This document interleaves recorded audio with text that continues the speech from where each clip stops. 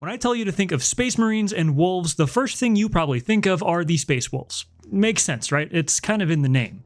But there's actually another legion who shares a lot of that wolf iconography, even if it doesn't get talked about quite as much. And if you've followed the patterns on the channel so far, you'll probably already know which legion I'm talking about. That's right, the Black Legion. Or the Sons of Horus. The Luna Wolves. Look, whatever. Point is, I want Chaos Warp Space Wolves in my Chaos Space Marines army, and I might actually have a vaguely lore-friendly way to do that.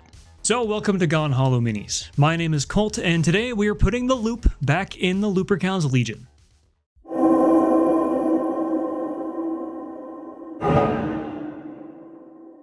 To be honest with you, I've been waiting to do a video on this topic for a while now. I kind of touched on it a little bit in my first Sons of Horus video, but the 16th actually has one of the deepest cultural influences of all of the 18 original legions. It's a mix of Thracian, Roman, Celtic, and a few other cultures from the first few centuries Common Era. I've already talked a little bit about the general inspiration for the 16th Legion, so today I want to get a little bit more focused in and talk about the iconography of wolves within the Sons of Horus. Of course, using that information to build a Kitbash off of, to bring those ideas onto the tabletop. So let's start with the actual 40k lore. The first, most obvious connection is the Legion's first name. Of course, the Luna Wolves. This was a title given to the 16th for most of the Great Crusade, only changing just before the heresy really kicked off. It stems from the conquest of Luna, Earth's moon. When faced with the might of the Astartes, the government of Luna called on the Emperor to call off his wolves, meaning the 16th. This jab stuck to the Legion, inspiring their official name of the Luna Wolves. Beyond that victory though, the name was rather well chosen. Even in those first conflicts of the Great Crusade, the 16th became known for its balanced tact and savagery. They were stalking predators, strategically studying each and every conflict before committing to a decisive, singular, decapitating strike. Then of course there's the Lupercal. I couldn't find a specific source on when Horus took this title. I don't know if it came before or after the christening of the Legion. But regardless, the name itself, coupled with the white wolf pelt that Horus often wears, it further adds to the canine connections of the 16th. It's from this title, Lupercal, that we see a lot of the Legion-specific words derived. We have the Luperci, the Legion-specific form of possessed, or Galvorbak. One of the most crucial battles for the Legion, if not the heresy in general, is fought on Molech over a city titled Lupercalia, both obviously derived from the same root as Lupercal. Now it's worth noting a couple things here. Firstly, by 30k, there aren't many wolves remaining, at least not wild and at least not on Terra. So naming a legion after the Luna Wolves is interestingly just as mythologized as naming a chapter off of angels, dragons, or hydras.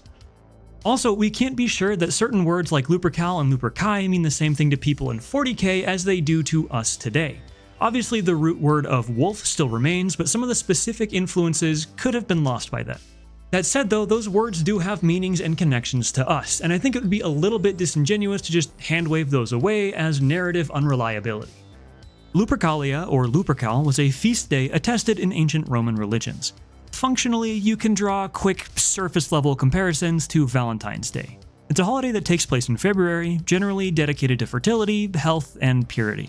From my reading, the holiday likely ties into the myth of Romulus and Remus, more specifically the she-wolf that raised them. The cave where the infant Romulus and Remus were taken is, in fact, known as the Lupercal. That too adds another layer of myth to the Sons of Horus. While Horus and the Emperor weren't necessarily brothers, their story does somewhat echo Romulus and Remus. I don't want to get too off topic and recount the whole myth, but trust me, it really does cap off the idea that the Horus heresy is just one massive classic tragedy. And I think that might be one of the reasons why I've been enjoying the Sons of Horus so much. While every legion has its own classical, mythological, or cultural influences, the influences of the 16th Legion are downright literary. From the beginning, in their themes, appearance, and inspiration, they have been baked into the mythology of the Horus heresy. But okay, now that we got the ramble about wolves and mythology out of the way, what are we actually going to do with this? And, well, a couple things actually. But for today, I want to kitbash a unique Demon Prince for my Sons of Horus Splinter Warband.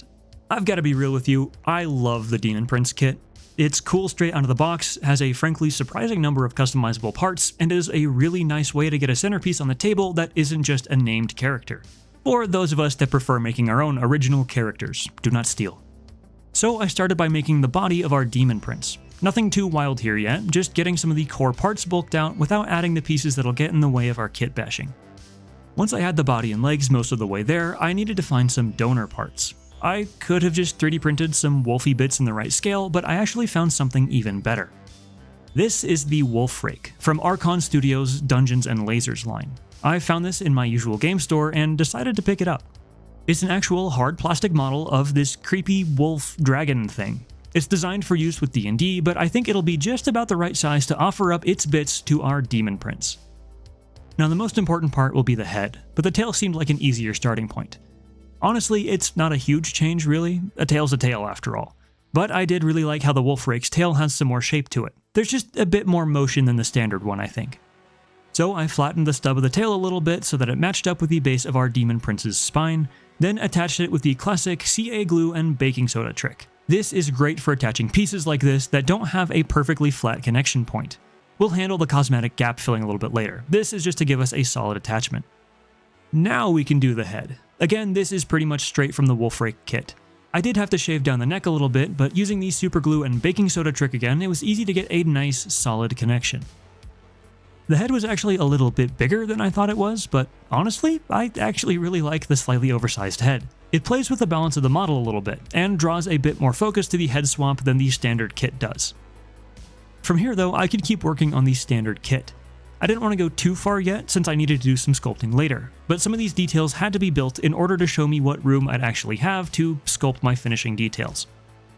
Speaking of those details, I wanted this big mutt to be a good deal more shaggy than the regular demon prince. I'm definitely not the best green stuff sculptor, but I found a really easy way to do fur that I think you might be interested in. It starts, as normally, by bulking out the general shape of the fur. I've got two goals here.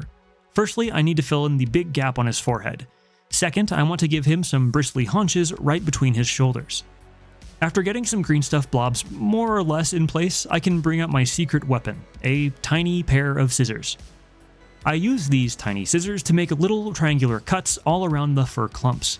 I'm going for a matted, almost spiky look with my fur, and this gave me perfectly textured tufts that I could then reposition with another tool. I also repeated this on his feet to give him some hairy, wolfy hobbit feet. Is this the most technical way to sculpt fur? Nah, absolutely not. But it was quick, and I think it looks pretty good. From there, it was just a matter of filling out the details. I swapped the axe head for a more Sons of Horus appropriate design, and gave him an offhand scimitar and shield from the AOS Ogroid Therodon kit. After that, it was a matter of fleshing out the base.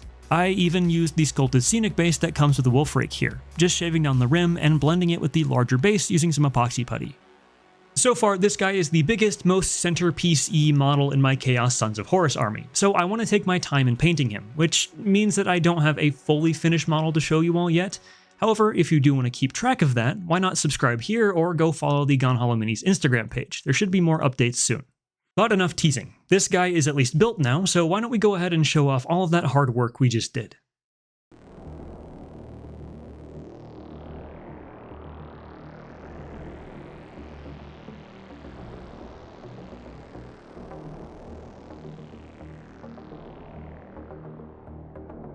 I love how the build for this guy turned out. The wolf head looks fantastic on the Demon Prince body and makes for a really unique model, I think. It is admittedly a little space wolfy, but I think that the mirror coins and upscaled Tabar help to correct that. And of course, it'll be sea green instead of storm gray. Ooh, also, if you know what chapter I should paint these unfortunate Marines on the base, let me know. I was thinking Ultramarines to vent my recent Victrix Honor Guard frustrations, but if you have a better idea, do let me know. But that'll do it for today, folks. If you want to see this guy painted up, like I said, make sure to follow on the Instagram page or the YouTube channel. I've actually already started on him, I just don't have anything real solid to show you all yet. Thank you so much for watching this video. As always, if you do try any of this out for yourself, make sure to tag me on whichever social media platform you share it on. I would love to see it. If you enjoyed this video, why not drop a like? Leave a comment while you're down there, subscribe and turn on notifications to never miss an episode, and until we meet again, friends, be safe, be kind, and don't you dare go hollow.